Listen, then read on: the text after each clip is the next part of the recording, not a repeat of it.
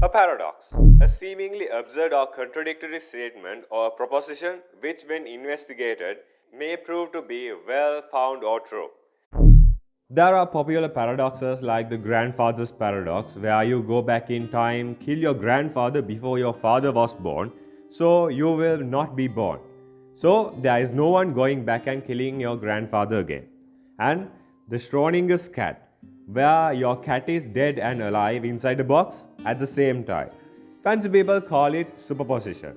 But if you really think about it, Genshin law is a contradiction in itself. At least that's how I see things. When you try to connect one dot to the other, something else says otherwise. There is no definite answer to anything, but at the same time, there is.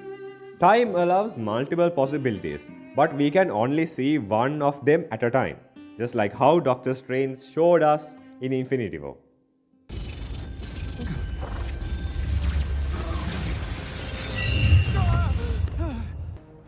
How many did you see? 14,605,000.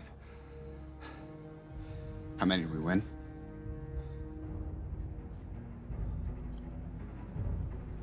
One.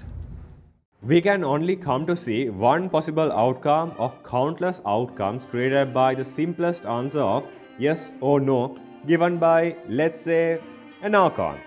And one such possibility that tickled my brain some time ago was the inevitable death of the already dead original Dendro Archon. Hi, I'm Mekamir, and this is a piece of my madness.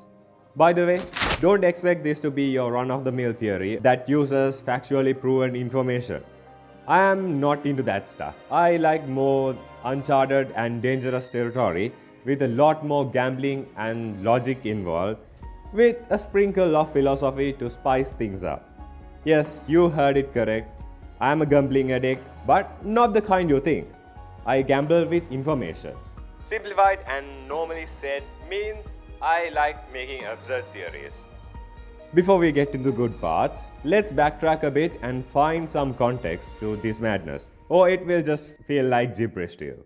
It began on a fairly average day. I was watching a stream, and the streamer for some reason started watching other people's theories on Reddit, where he came across this theory from another theorist about Kusanali, or the current god of Sumeru, being not the real Dendro Archon, and someone else is the real Dendro Archon.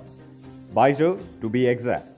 Streamer probably liked the idea, but didn't like some details, so he made his own theory on Baiju being the real Dendro Archon, with some Honkai references half the people didn't understand thrown at the end. And this intrigued me in a different way. I found a part 2, or maybe a hole in this theory, or maybe a paradox.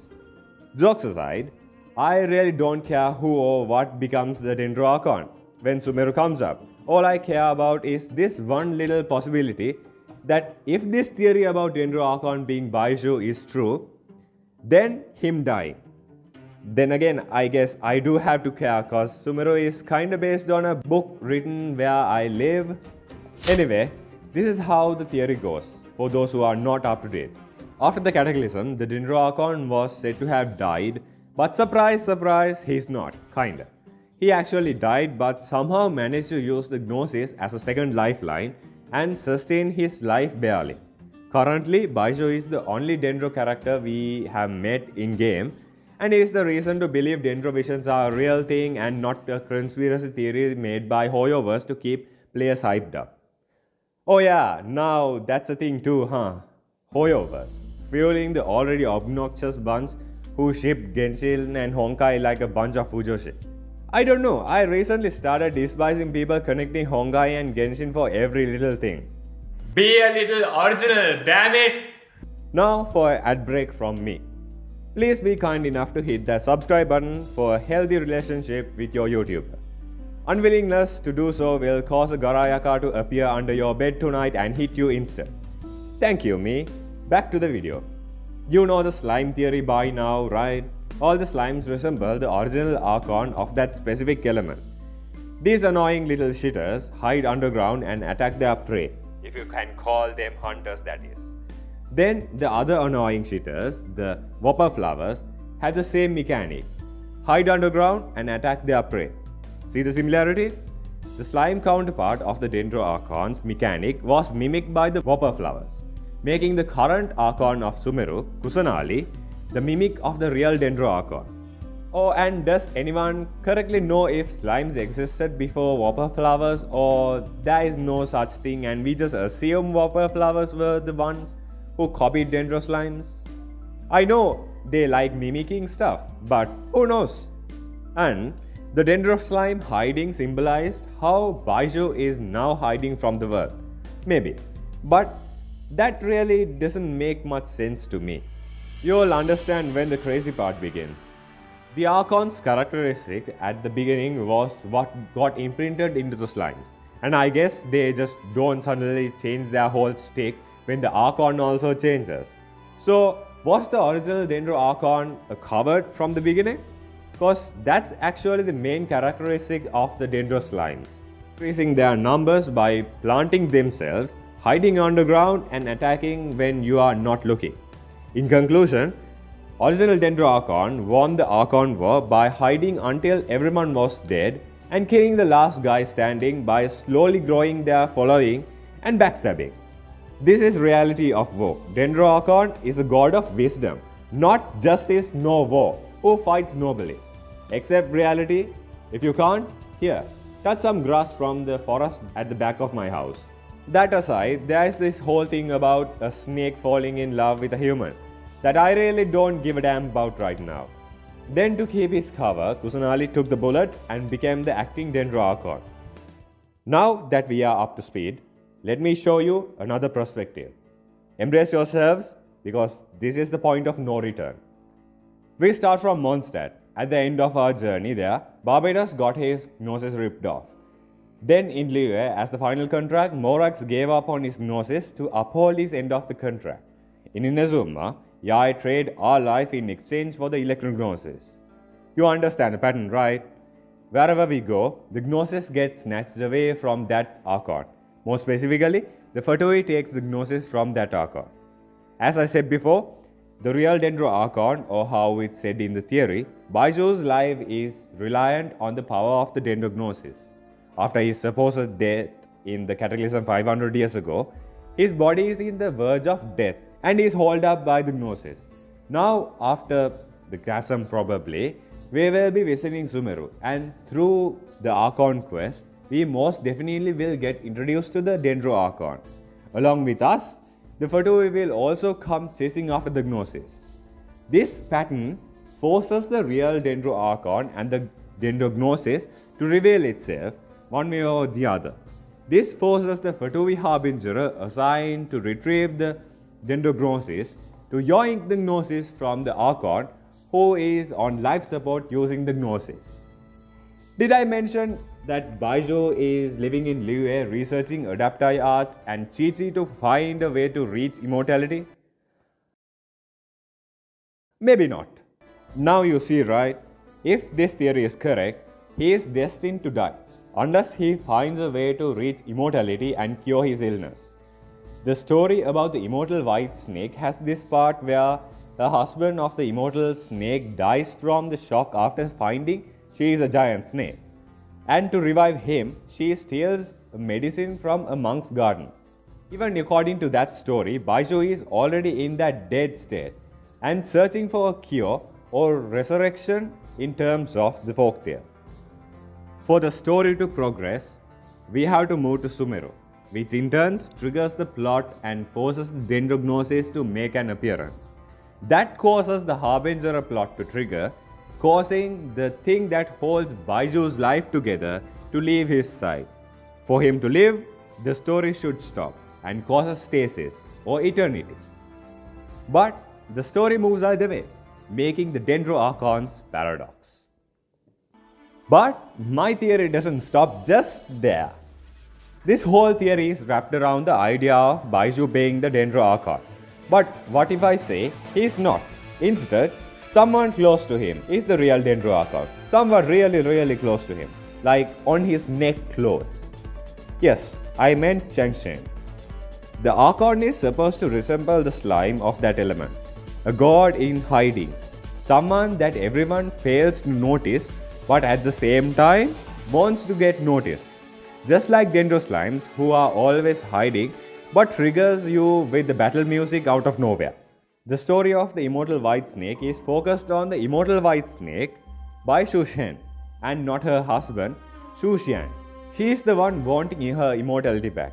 In the folktale, a not so virtuous monk lured Shu Xian to his temple and locked him for a month while Bai Shu Xian was pregnant.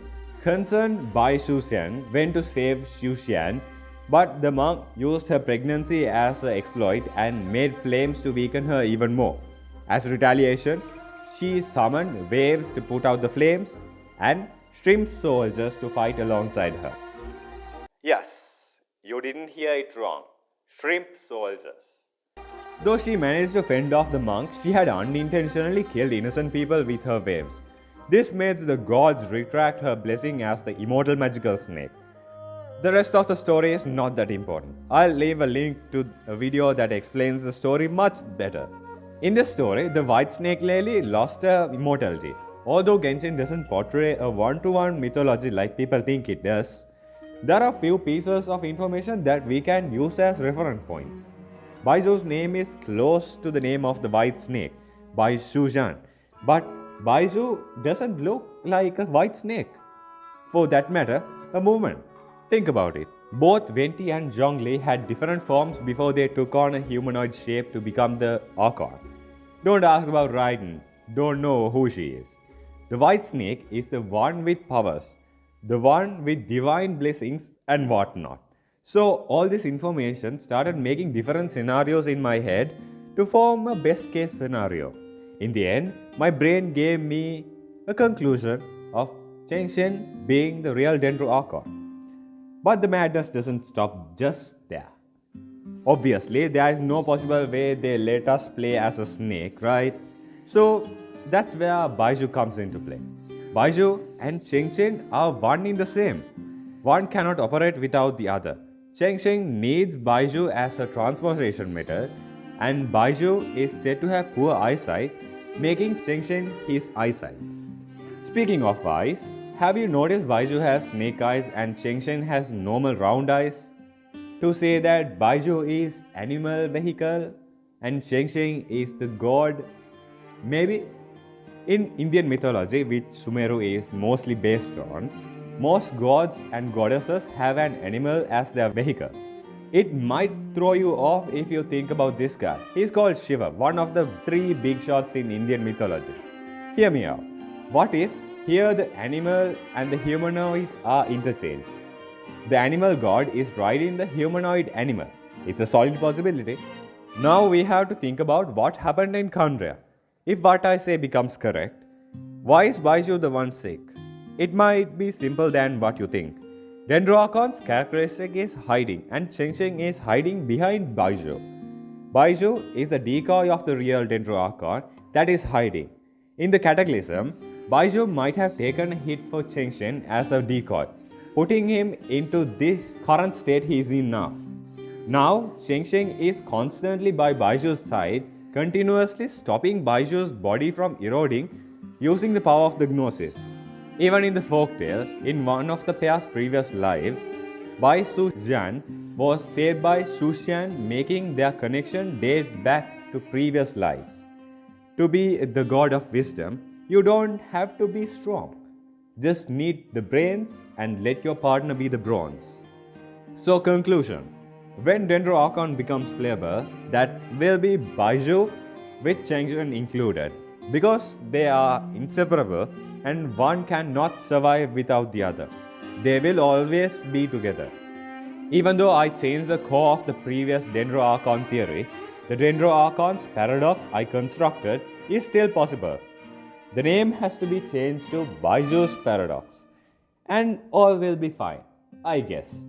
To continue the plot, Chengxian will have to give up her gnosis. This makes Baiju's life support taken out and causes the erosion process that was put under stasis by the gnosis to reactivate in his body. But I am sure they will do some voodoo magic and find a way to reach immortality and stay happily ever after. But I personally am waiting for the first Archon death in this game. That is where I put a full stop to my madness. Some leagues out there might have already disproven or proven this theory, but who knows? I am patient enough to wait until everything is officially out. If you are regular here, you might have figured out that I have changed my usual pattern a bit. That's because I am experimenting on a different idea for a different project I am thinking of. Anyway, I have returned from my exams and most probably will dedicate more to this channel. Expect more madness to spread even more now. If you are new to this channel, join the madness by hitting that subscribe button. And don't forget to leave a like and leave your thoughts on the video down in the comments. By the way, this is just a theory in a random dude's head on the internet. As always, thanks for watching and until next time, let your imaginations run wild.